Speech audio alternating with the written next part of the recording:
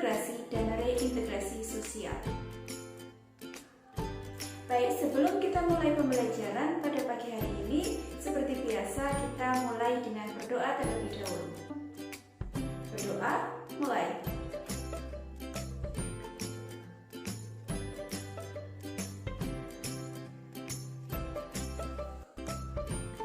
Berdoa selesai.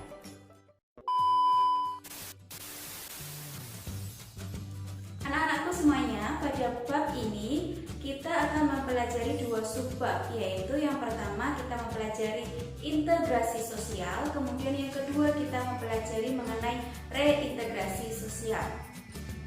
Dalam video pembelajaran kali ini, Ibu akan mengajak kalian mempelajari pada subbab yang pertama, yaitu tentang integrasi sosial.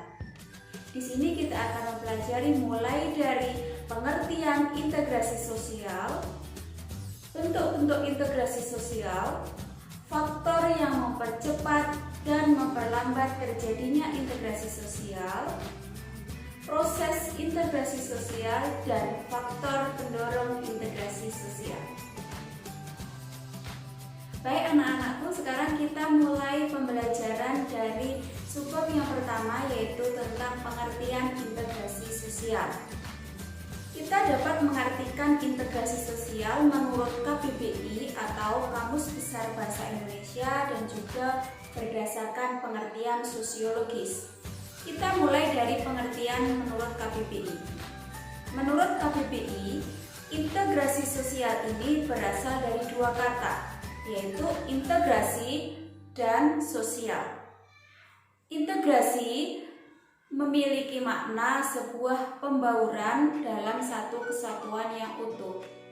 Sementara sosial adalah hal yang berkenaan dengan masyarakat.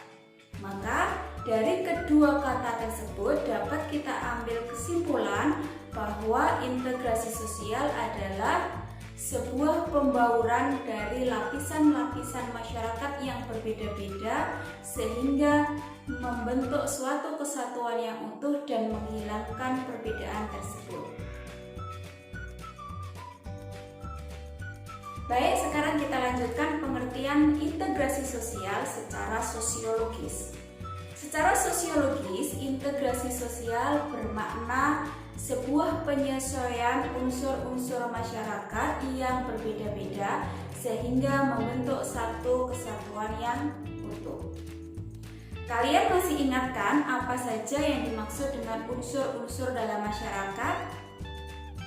Unsur-unsur dalam masyarakat itu meliputi diantaranya adalah nilai dan norma, kebiasaan, budaya, etnis, peraturan, lembaga, dan lain sebagainya. Baik anak-anak, sampai di sini kita bisa mendapatkan satu kata kunci untuk mendefinisikan integrasi sosial. Jadi integrasi sosial ini adalah sebuah pembauran unsur-unsur dalam masyarakat menjadi satu kesatuan yang utuh. Nah, kira-kira kalian bisa memberikan contoh integrasi sosial di dalam masyarakat Indonesia. Oke, sekarang Ibu berikan satu contoh. Indonesia adalah negara yang multikultural, negara yang memiliki keanekaragaman budaya, etnis, agama, dan kebiasaan. Perbedaan-perbedaan tersebut akhirnya dijadikan satu kesatuan berdasarkan pedoman Bhinneka Tunggal Ika dan juga Pancasila. Ini adalah contoh nyata dalam suatu integrasi sosial. Oke, sekarang kita ambil satu contoh lagi dalam situasi kita saat ini. Indonesia dan berbagai negara lainnya sedang mengalami krisis COVID-19. Apa yang dilakukan untuk mewujudkan integrasi sosial dalam situasi COVID-19 ini? Oke, kita analisis bersama-sama. Indonesia memiliki beraneka ragam kultural, beraneka ragam kebiasaan, beraneka ragam kebudayaan, lembaga, semuanya bersatu menjadi satu untuk mewujudkan Indonesia yang bebas dari virus corona, mewujudkan Indonesia yang sehat, Indonesia yang mampu memberantas virus corona. Ini adalah salah satu wujud adanya integrasi sosial di dalam masyarakat Indonesia untuk mengatasi atau menghindari dan juga menjadikan negara Indonesia negara yang bebas dari virus COVID-19. Baik anak-anak, sekarang coba kita pikirkan kembali. Kira-kira apakah dalam sebuah tatanan masyarakat bisa dikatakan mengalami integrasi sosial apabila mereka sudah bersatu? Tentu saja, sebuah tatanan masyarakat ini memiliki syarat-syarat tertentu untuk dapat dikatakan sebagai masyarakat yang mengalami integrasi sosial. Kira-kira apa sih syarat-syaratnya agar masyarakat tersebut dapat dikatakan mengalami integrasi sosial? Kita lihat syarat yang pertama. Sebuah masyarakat dapat dikatakan mengalami integrasi sosial apabila seluruh anggota masyarakat berhasil memenuhi kebutuhan mereka masing-masing. Kebutuhan di sini dapat mencakup kebutuhan fisik berupa sandang, pangan, maupun tempat tinggal. Oke, sekarang kita contohkan dalam dunia perekonomian jual beli, maka di situ ada pihak yang dikatakan sebagai produsen, pihak sebagai distributor, pihak juga sebagai konsumen. Apabila ketiga pihak ini merasa sudah saling terpenuhi kebutuhannya, maka dalam tatanan ekonomi tersebut bisa dikatakan mengalami integrasi sosial. Kemudian syarat yang kedua, masyarakat dapat dikatakan mengalami integrasi sosial apabila mereka berhasil menciptakan kesepakatan atau konsensus mengenai norma-norma dan nilai-nilai yang dilestarikan menjadi pedoman dalam melakukan interaksi antara satu dengan yang lainnya, termasuk di dalamnya mencakup larangan-larangan dalam kebudayaan. Oke, sekarang kita lanjutkan pada syarat yang ketiga. Masyarakat dapat dikatakan mengalami integrasi sosial apabila mereka memiliki nilai dan norma yang berlaku cukup lama, konsisten, dan tidak berubah-ubah, sehingga dapat menjadi pedoman dalam melakukan interaksi dalam kehidupan sehari-hari. Maksudnya di sini bahwa nilai dan norma ini bersifat stabil, tidak berubah-ubah secara cepat. Karena nilai dan norma yang berubah begitu cepat akan membutuhkan waktu lama lagi bagi masyarakat untuk beradaptasi.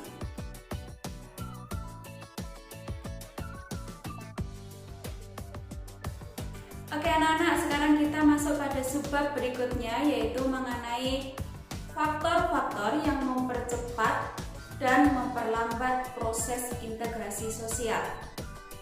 Ada beberapa faktor yang dapat mempercepat ataupun memperlambat proses ini. Di antaranya, yang pertama adalah homogenitas masyarakat. Sebuah integrasi sosial itu dapat terwujud lebih cepat apabila masyarakat memiliki homogenitas yang lebih tinggi. Homogenitas di sini artinya kesamaan. Jadi ketika masyarakat memiliki kesamaan yang tinggi, maka proses integrasi ini dapat terwujud lebih cepat. Karena tidak memerlukan banyak waktu untuk melakukan penyesuaian lagi, karena mereka sudah memiliki hal-hal yang sama. Hal-hal di sini diantaranya kebudayaan, misalnya kebiasaan, aturan, itu sudah sama, maka proses integrasi akan berlangsung lebih cepat. Melihat situasi di negara kita yang multikultural, berbeda-beda, sangat majemuk ini, tentu memiliki tingkat homogenitas yang rendah. Maka dari itu, kita sebagai anggota masyarakat memiliki peran untuk mewujudkan integrasi sosial itu dengan menunjukkan sikap toleransi atau sikap toleran yang tinggi di dalam kehidupan bermasyarakat, sehingga perbedaan-perbedaan yang ada dalam masyarakat tersebut dapat kita abaikan, sehingga integrasi sosial dapat terwujud karena adanya sifat toleran tersebut. Kita lanjutkan faktor yang kedua. Faktor yang dapat mempercepat atau memperlambat proses integrasi sosial yang kedua adalah besar kecilnya kelompok, di mana ketika sebuah kelompok masyarakat memiliki anggota yang kecil, maka proses integrasi dapat terwujud lebih cepat, karena mengatur anggota kelompok yang jumlahnya kecil itu akan lebih mudah dibandingkan dengan mengatur anggota kelompok yang jumlahnya besar. Contoh saja dalam situasi COVID-19 ini, masyarakat dengan jumlah yang besar itu akan sulit sekali untuk diatur dalam melaksanakan protokol kesehatan dibandingkan dengan jumlah masyarakat yang kecil. Oke, sekarang kita lanjutkan pada faktor yang ketiga yang dapat mempercepat atau memperlambat proses integrasi sosial. Integrasi sosial ini dapat dipercepat atau diperlambat karena adanya faktor mobilitas geografis. Mobilitas geografis ini berkaitan dengan perpindahan penduduk dari satu tempat ke tempat yang lainnya. Yang lebih menonjol adalah adanya proses urbanisasi dari pedesaan ke perkotaan. Proses inilah yang akhirnya dapat memperlambat integrasi sosial karena masyarakat dari pedesaan kemudian pindah ke perkotaan, ini mereka membutuhkan waktu yang lama lagi untuk beradaptasi, sehingga mereka akan membutuhkan waktu yang lama juga untuk terwujud integrasi dalam lingkungan perkotaan itu. Baik anak-anak, sekarang kita lanjutkan pada faktor yang keempat yang dapat mempercepat atau memperlambat proses integrasi sosial. Faktor yang keempat ini adalah adanya efektivitas dan efisiensi komunikasi. Cepat atau lambatnya proses integrasi ini sangat dipengaruhi adanya efektivitas dan efisiensi komunikasi. Karena komunikasi adalah prasyarat terjadinya interaksi, sedangkan interaksi itu sendiri prasyarat terjadinya integrasi sosial. Artinya ketika dalam kehidupan sehari-hari kita menggunakan bahasa atau alat komunikasi yang efektif, maka proses integrasi akan lebih cepat terwujud. Sebagai negara yang memiliki bahasa kesatuan, yaitu bahasa Indonesia, maka proses integrasi tersebut dapat segera terwujud apabila seluruh lapisan masyarakat memahami bahasa Indonesia.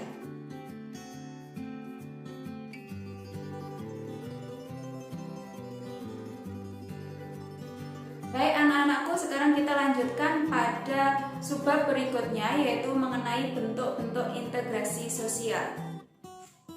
Integrasi sosial memiliki beberapa bentuk, diantaranya yang pertama adalah integrasi normatif, yaitu integrasi yang terjadi akibat adanya norma yang terdapat di dalam masyarakat. Contohnya, negara Indonesia yang dipersatukan dengan semboyan Bhinneka Tunggal Ika. Baik, sekarang kita lanjutkan pada bentuk yang kedua, yaitu integrasi fungsional. Integrasi fungsional adalah integrasi yang terwujud akibat adanya fungsi-fungsi tertentu di dalam masyarakat. Contohnya, masyarakat Indonesia yang terkenal dengan berbagai ragam suku ada suku Bugis, suku Jawa, suku Minang, dan sebagainya. Mereka memiliki keunikan tersendiri, memiliki profesi tersendiri. Contohnya, suku Bugis yang terkenal dengan kebiasaan melaut, suku Jawa terkenal dengan profesi bertani, suku Minang terkenal dengan kebiasaan berdagang. Kebiasaan-kebiasaan tersebut dapat mewujudkan sebuah integrasi sosial karena mereka memiliki fungsi yang berbeda-beda antara satu dengan yang lainnya untuk saling melengkapi. Oke, sekarang bentuk integrasi yang ketiga yaitu integrasi koersif. Adalah sebuah integrasi yang terwujud karena adanya kekuasaan oleh penguasa. Misalnya, dalam situasi mendekati hari raya seperti saat ini, banyak sekali masyarakat atau calon pemudik yang segera ingin pulang ke kampung halaman.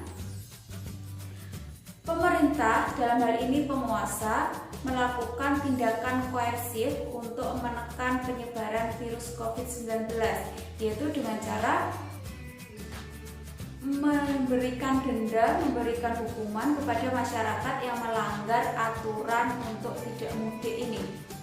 Hal tersebut adalah untuk mewujudkan integrasi sosial dalam tatanan masyarakat Indonesia dalam memberantas penyebaran virus COVID-19. Baik, sekarang kita lanjutkan pada bentuk integrasi yang keempat, yaitu integrasi keluarga. Yaitu sebuah integrasi sosial yang terwujud dalam lingkungan keluarga, di mana dalam keluarga tersebut memiliki beberapa anggota yang mempunyai peran dan fungsinya sendiri-sendiri. Integrasi keluarga dapat terwujud apabila setiap anggota keluarga menjalankan fungsi dan perannya secara baik. Ayah berperan sebagai kepala keluarga, ibu berperan sebagai pengatur rumah tangga, anak berperan sebagai support orang tua atau sebagai pihak yang membantu kedua orang tua dan lain sebagainya. Selanjutnya, bentuk integrasi sosial yang kelima adalah integrasi nasional. Seperti di awal tadi sudah Ibu jelaskan bahwa Indonesia adalah negara yang multikultural, negara yang memiliki keanekaragaman suku, budaya, dan etnis, maka kita harus memiliki sifat toleransi, memegang teguh pedoman Pancasila dan Bhinneka Tunggal Ika agar integrasi nasional dapat terwujud.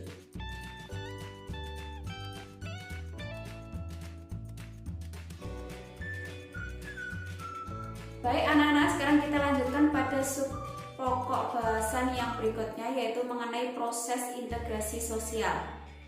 Sebuah integrasi sosial ini dapat tercapai apabila masyarakat mengalami beberapa tahapan-tahapan atau beberapa proses.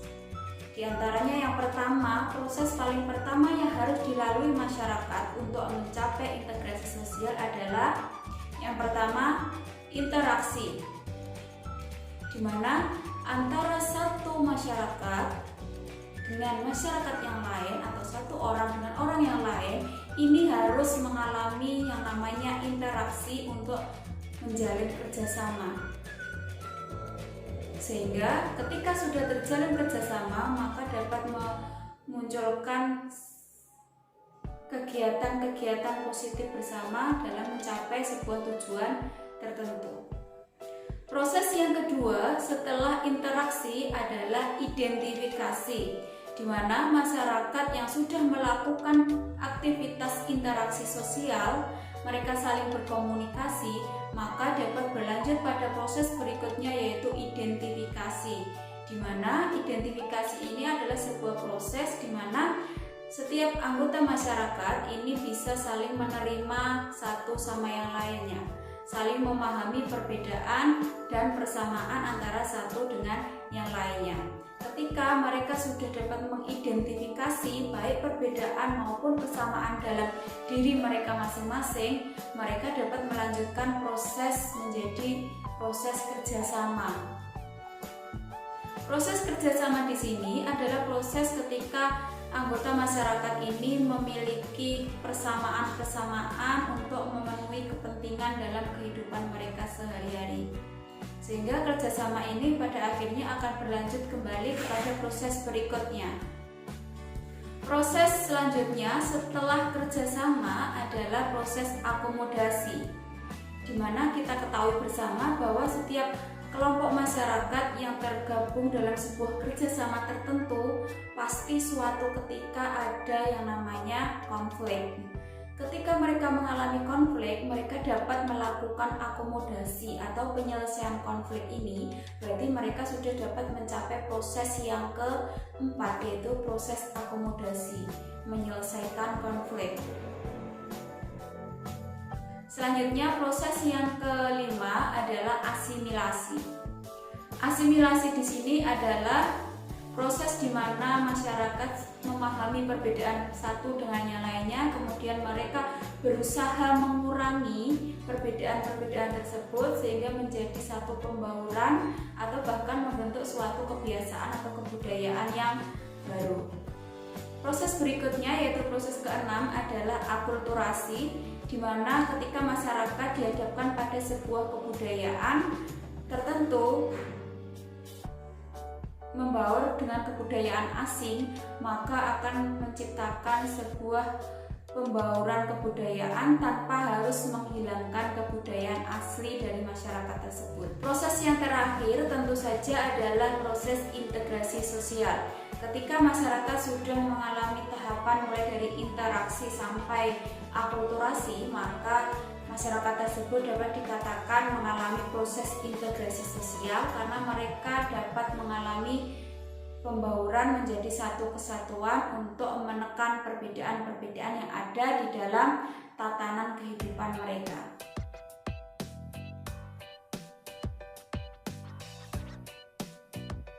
Baik anak-anakku, sekarang kita lanjutkan pada bahasan berikutnya yaitu mengenai faktor pendorong terjadinya integrasi sosial. Tadi di awal kita sudah berbicara mengenai faktor yang dapat mempercepat atau memperlambat integrasi sosial, maka sekarang kita lebih fokus pada faktor secara umum, di mana integrasi sosial ini dapat terwujud dengan baik apabila masyarakat memiliki sifat-sifat diantaranya. Yang pertama, adanya sikap toleransi terhadap sesama masyarakat. Yang kedua, adanya keseimbangan dalam bidang ekonomi. Ketika masyarakat tidak lagi terkotak-kotakkan oleh status kaya dan miskin, maka integrasi sosial ini dapat terwujud lebih cepat atau dapat terwujud dengan baik. Faktor yang lainnya adalah sikap saling menghargai, kemudian sikap saling terbuka, kemudian adanya persamaan dalam unsur-unsur kebudayaan. Bisa juga diakibatkan oleh adanya perkawinan campuran antar budaya, antar suku. Perkawinan ini juga dapat mempercepat proses integrasi, karena dalam satu suku dengan suku yang lain yang mereka menjalin perkawinan, maka dapat mempercepat komunikasi interaksi antar suku yang berbeda ini. Faktor yang berikutnya adalah ketika masyarakat memiliki musuh yang sama. Misalnya, masyarakat Indonesia memiliki musuh negara-negara lain dalam merebut kekayaan yang ada di Indonesia. Ketika mereka berusaha untuk menyingkirkan musuh tersebut, maka mereka akan bersatu, terintegrasi agar dapat menyingkirkan musuh.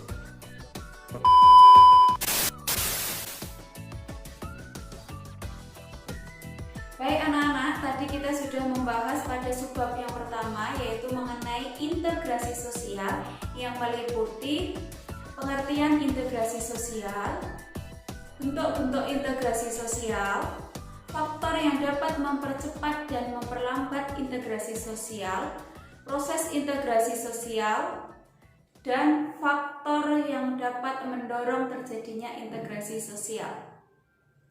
Sampai di sini anak-anak bisa memahami? Baik anak-anak, sekarang kita lanjutkan pada subbab yang kedua yaitu mengenai reintegrasi sosial. Apa perbedaan antara integrasi dan reintegrasi sosial?